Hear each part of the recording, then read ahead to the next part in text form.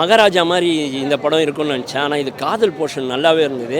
First half கதவுள்ள வரதுக்கு கொஞ்சம் late ஆனாலும் செகண்ட் ஹாஃப்லாம் படம் சூப்பராக இருந்தது. கிளைமேக்ஸ்லாம் சூதுகம் மாதிரி இருந்தது. ரொம்ப ஒத்துக்க வேண்டிய ஒரு படமாக இருந்தது.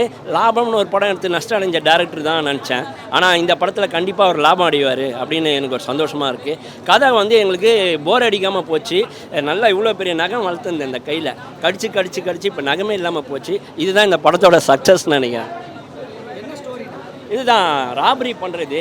ராபரின்னொடனே நீங்கள் வந்து இந்த சதுரங்க வேட்டைன்னு நினைக்கலாம், அது கிடையாது.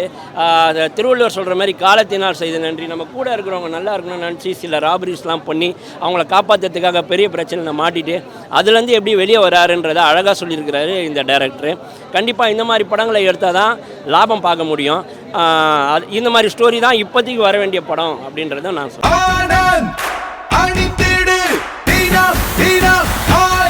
ஆனந்த் ஒரு சுகமான உள்ளாடை.